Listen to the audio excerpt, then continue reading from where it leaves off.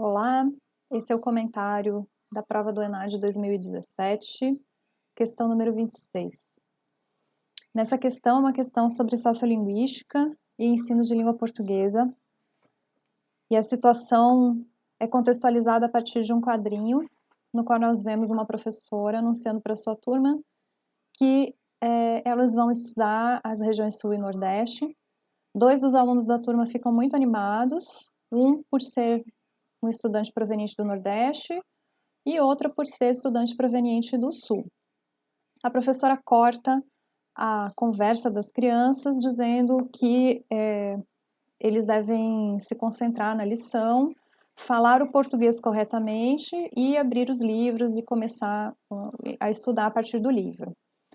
É interessante a gente observar aqui no texto que nós temos o uso de algumas expressões que remetem à oralidade e à variação regional, né, variação diatópica.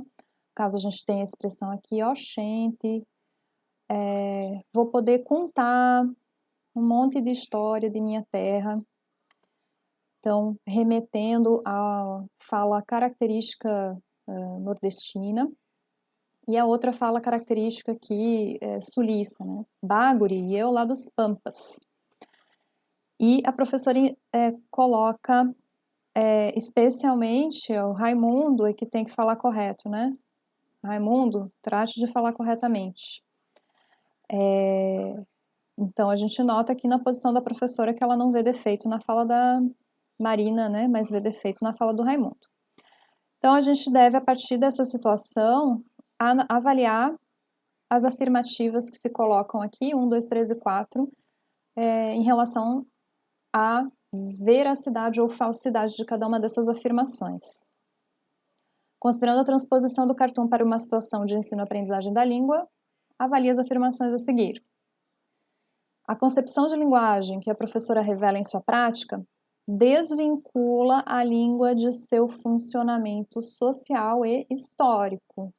Isso está verdadeiro, né? A professora considera que a língua é aquela que está no livro e que o falar característico, por exemplo, do Raimundo é um falar errado. Então, revela a ideia de que a língua estaria desvinculada do uso social e histórico. Número 2. O ensino de língua portuguesa, concebido como o ensino do português correto, toma a língua como um sistema de regras autônomas, privilegiando uma análise interna do objeto.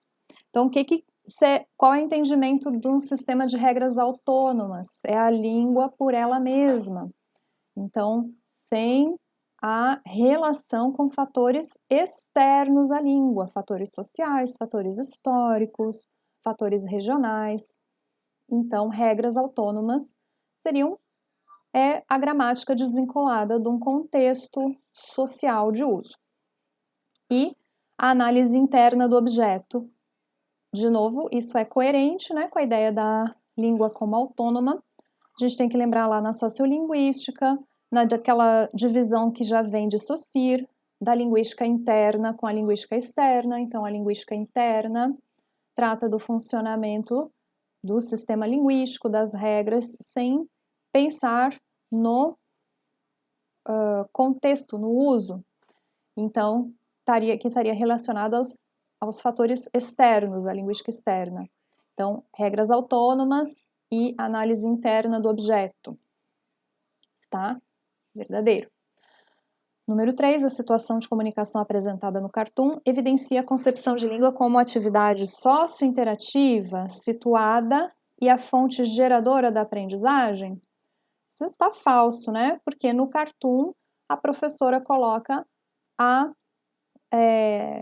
fonte geradora da aprendizagem é o livro didático e a atividade linguística não é sócio-interativa. Ela poderia ter aproveitado os saberes dos seus alunos relacionados às suas regiões e às suas variedades linguísticas, e isso foi desconsiderado nessa situação apresentada no cartoon.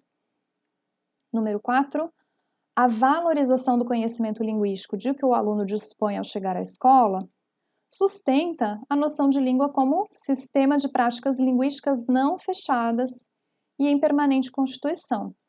Isso é verdadeiro. Importante notar aqui que esta afirmativa não se aplica ao quadrinho, certo? E vejam, notem que quando nós devemos interpretar a partir do que está no quadrinho, o texto assim nos indica. Então, a situação apresentada no cartoon, ou a referência aqui ao português correto, que é uma citação, né, da fala da professora. Então, essa é uma afirmativa verdadeira se a gente pensar em uma situação de ensino-aprendizagem em que nós tenhamos esse tipo de interação entre professor e aluno,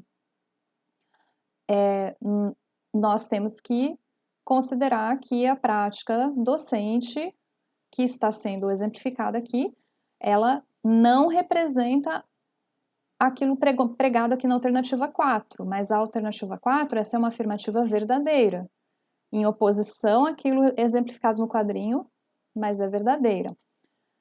Aqui não está dizendo que a professora do quadrinho tem essa perspectiva aqui da 4, certo? Talvez essa tenha sido uma dúvida no momento de realizar essa questão. Então, o que a alternativa afirma é que se nós valorizamos o conhecimento linguístico do aluno, nós partimos de uma concepção de língua como um sistema de práticas não fechadas e em permanente constituição.